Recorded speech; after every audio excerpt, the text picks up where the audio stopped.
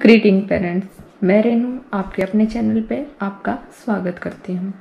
आज मैं आपके लिए लेके आई हूँ नर्सरी क्लास का सिलेबस। देखिए, ये वीडियो आपके बच्चे के लिए बहुत ही हेल्पफुल होने वाली है, तो प्लीज़ इसे आप शुरू से लास्ट तक देखिए।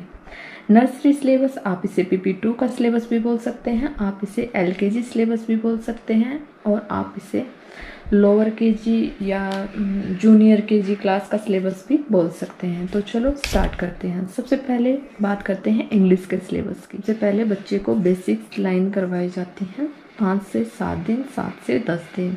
बेसिक्स लाइन में क्या होता है? स्टैंडिंग लाइन होती है, स्लीपिंग लाइन होती है, स्लांटिंग लाइन होती है, एंड कर्व होता है। उसके बाद टर्न आती है अल्फ़ाबेट की। अल्फ़ाबेट में होते हैं A to Z होते हैं। बच्चे को A to Z राइटिंग में A to Z लिखवाए जाते हैं, और इसमें स्मॉल में लिखवाए जाते हैं। सबसे पहले जो राइटिंग होती है अल्फ़ाबेट्स की, वो स्मॉल में होती है। कुछ स्कूल में साथ में भी करवाए जाते हैं, A big A and A small A, लेकिन जो रिकॉग्नाइज करवाए जाते हैं वो बिग और A दोनों करवाए जाते हैं, लेकिन जो राइटिंग होती है वो स्मॉल A की होती है नर्सरी क्लास में। अब A to Z तो बच्चे ने सीख लिया। उसके बाद बच्चे को सिर्फ लिखने से तो बच्चे को लर्न नहीं हो जाता है ना, बच्चे को पहचान नहीं होती है लिखने से। उसके बाद टर्न आती है कि हम कुछ ऐसी एक्टिविटी करवाएं जिससे कि बच्चे के माइंड में सेट हो जाए वो पिक्चर्स भी, कि A क्या होता है, B क्या होता है, C क्या होता है। सबसे पहले बात करते हैं सर्कल द लेटर। इसमें बच्चे को एक वर्ड दे दिया जाता है और नीचे 5-4 वर्ड और लिख दिए जाते हैं, और उसमें से बच्चे को जो ए, मान लिया कि सर्कल द लेटर ए, बच्चे को उन लेटर में 4 से 5 लेटर्स में ए को सर्कल लगाना होता है। इसके बाद आता है match the letter with pictures. बच्चे को पिक्चर्स के थ्रू लेटर को मैच करना होता है। इसके बाद आता है मिसिंग लेटर। बच्चे को बीच में से A to Z में से बच्चे को मान लिया शुरू में A से E तक दे दिया, उसमें 2 से 3 वर्ड मिसिंग कर दिए, बच्चे को वो लिखने होते हैं। इसके बाद टर्न आती है circle the letter according the picture. बच्चे को पिक्चर के अकॉर्डिंग 2 से 3 लेटर वर्ड दे दिए जाते हैं बच्चे को। जो पिक्चर होती है, जैसे मान लिया कि F ऑफ फैन होता है, बच्चे को A, C और F दे दिया जाता है। बच्चे को उन तीनों वर्ड्स में से पहचान करनी होती है कि F और फैन कौन सा है, बच्चे को उसी पर सर्कल लगाना होता है। उसके बाद आती है लुक एंड राइट। बच्चे को देखकर, पिक्चर देखकर वर्ड लिखना होता है। इसके बाद डिक्टेशन एक अहम हिस्सा होता है, इम्पोर्टेंट पार्ट होता है। इससे हम क्या कर सकते हैं? डिक्टेशन जैसे बच्चे को बोल सकते हैं कि बच्चे A लिखो, D लिखो, F लिखो, J लिखो। तो आप मान सकते हैं कि एक टेस्ट भी मान सकते हैं कि डिक्टेशन में बच्चे का एक टेस्ट ही हो जाता है। इसके बाद आती है राइम्स की बारी। राइम्स में देखो, हर स्कूल में अलग अलग राइम्स होती हैं। इसमें क्या है? Clap your hand, two little birds, twinkle twinkle little star, rain rain go away. तो ये तो हो गई इंग्लिश के सिलेबस की बात। इसके बाद बात करते हैं हम मैथ के सिलेबस की। मैथ के सिलेबस में क्या होता है? जो रिटन में होता है, रिटन में 1 to 100 काउंटिंग होती है। ओरल में भी 1 to 100 तक बच्चे को लर्न करवा दिया जाता है। इसके बाद आती है बैक काउंटिंग। बैक काउंटिंग में क्या होता है? 10 से 1 तक की बैक काउंटिंग होती है। और उसके बाद आती है सर्कल द नंबर। जो सर्कल द नंबर है, काउंट द मैच है, काउंट द सर्कल है, वो 1 to 10 या 1 to 20 तक होते हैं।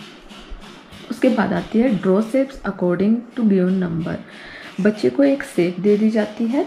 जैसे बच्चे को मान लिया कोई ट्रायंगल की शेप दे दी, उसके आगे हमने लिख दिया 5। बच्चे को 5 बार ट्रायंगल बनाना होता है। इसके बाद आती है what come after and what come between. बच्चे को जब ईयर्स के लास्ट में पहुंच जाता है, यानी कि आप बोल सकते हैं दिसंबर जनवरी यहाँ तक बच्चा जब लास्ट ईयर्स के लास्ट में पहुंच जाता है तो बच्चे को 1 to 20 तक what come after and what come between भी करवाए जाते हैं। ऐसा ही मैथ में होता है। मैथ में भी डोजिंग काउंटिंग होती है, जैसे आप कटमा गिनती भी बोल सकते हैं। डोजिंग काउंटिंग, कटमा गिनती, बच्चे को बीच बीच में काउंटिंग, इसको ये भी 1 to 20 तक होते हैं। इसको 1 to 100 नहीं होते हैं, इसे बच्चे से लिखवाया जाता है 1 to 100, लेकिन जो डोजिंग काउंटिंग यानी कि बच्चे के जो माइंड में बैठानी है वो होती है 1 to 20 तक। बच्चे को 1 to 20 तक काउंटिंग इतनी, मतलब आप कह सकते हैं बिल्कुल आप माइंड में सेट हो जाती हैं कि हाँ भाई ये तो बच्चे को पूरी तरह लर्न है।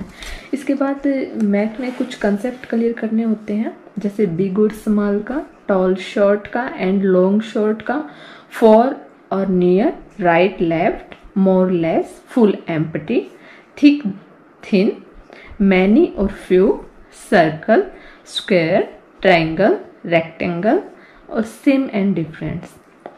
ये कुछ चीज़ें मैथ में होती हैं।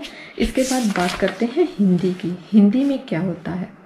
सबसे पहले तो जो बच्चे को स्कूल्स में बुक दी जाती हैं, बेसिक सी बुक रीडिंग करवाई जाती है बच्चे को, आ ई ऐसे। उसके बाद आती है राइटिंग। राइटिंग में क्या होता है? राइटिंग में बच्चे को व्यंजन लिखवाए जाते हैं। व्यंजन भी क ख से स्टार्ट नहीं होते हैं। नर्सरी क्लास में सबसे पहले बच्चे को स्टेप बाय स्टेप या इजी मेथड से व्यंजन को लिखवाया जाता है। सबसे पहले बच्चे को ट लिखवाया जाता है, उसी से मिलता जुलता बच्चे को ढ लिखवाया जाता है। उसके बाद आता है ठ, फिर आता है व को में से स्लांटिंग कर दी, बन गया ब के बाद आता है क। जैसे कि आप देख रहे हैं कि जैसे प में से बन गया श, फ, ग, म, न, त, र। कहने का मतलब ये है कि बच्चे को क ख से शुरू नहीं करवाया जाता। जो आसान वर्ड पहले होते हैं बच्चे को पहले करवाए जाते हैं।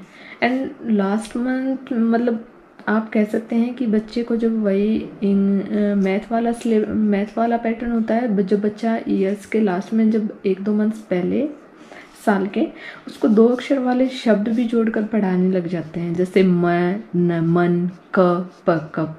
ये वर्ड भी इन्हीं वर्ड के अकॉर्डिंग बच्चे को पढ़ाए और लिखाए जाते हैं। इसके बाद बच्चे को कविता सिखाई जाती है और उसके बाद आता है मिलान करो। जब बच्चे को ट, ठ, ब, प, स, ग, म ये पढ़ा दिए जाते हैं, लिखवा दिए जाते हैं, तो बच्चे को उनको रिकॉग्नाइज करना, उनको बच्चे के दिमाग में बैठाना भी होता है। और साथ ही साथ आप एक एक्टिविटी भी कह सकते हैं, मिलान करो।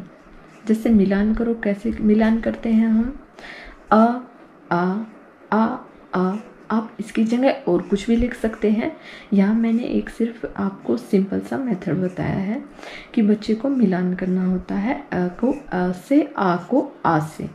उसके बाद होती है चित्र मिलान, बच्चे को पिक्चर्स मैच करनी होती हैं। उसके बाद होता है देखो और लिखो, बच्चे को पिक्चर्स देखकर लिखना होता है। जैसे टमाटर, टमाटर किससे शुरू होता है? ट। इसके बाद आती है गोला लगाओ। बच्चे को वैसे ही सर्कल द पिक्चर देख के गोला लगाना होता है। बच्चे को यहाँ अ दे दिया जाता है, नीचे 4 से 5 वर्ड लिख दिए जाते हैं। बच्चे को जो ऊपर वर्ड लिखा हुआ है उसी को नीचे सर्कल लगाना होता है। इसके बाद आता है श्रोतलेख। जैसे हम मैथ में डोजिंग बोल देते हैं, इंग्लिश में डिक्टेशन बोल देते हैं एंड हिंदी में हम बोलते हैं श्रोतलेख। श्रोतलेख सबसे ही, मैं फिर से बोल रही हूँ, सबसे इम्पोर्टेंट पार्ट होता है श्रोतलेख। बच्चे को ये करवाने बहुत ही ज़रूरी होते हैं। इसके बाद टर्न आती है जीके। जीके में क्या करवाया जाता है बच्चे को? जीके में बच्चे को छोटा सा माई सेल्फ करवाया जाता है। उसके बाद माई फैमिली के बारे में बताया जाता है, जैसे फादर, जैसे mother, grandfather, grandmother, sister, brother, इन सब के बारे में बच्चे को बताया जाता है। फिर आता है my body parts name and my nation, अपने राष्ट्र के बारे में बताया जाता है। Good habits and our helpers, good habits के बारे में बच्चे को बताया जाता है। और आवर हेल्पर में क्या आते हैं, जैसे आप बोल सकते हैं कि पुलिसमैन है, पोस्टमैन है, कोबलर है, और आप ऐसे ही बच्चे को बता सकते हैं कि ये हमारे हेल्पर हैं। उसके बाद टर्न आती है फ्रूट एंड वेजिटेबल्स की। बच्चे को fruit name, vegetable name learn करवाए जाते हैं।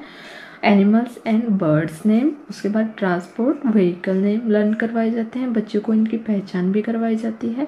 और साथ ही जो सबसे लास्ट में आता है डेली यूजेस इवेंट्स के बारे में भी बच्चे को बताया जाता है।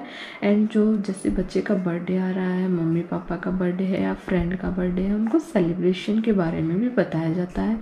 जैसे कि बच्चे को, अगर आपको मेरी वीडियो अच्छी लगी हो तो प्लीज़ लाइक कीजिए, कमेंट कीजिए एंड सब्सक्राइब कीजिए। अगर आपको मंथ वाइज सिलेबस भी चाहिए तो आप मुझे कमेंट बॉक्स में लिख सकते हैं।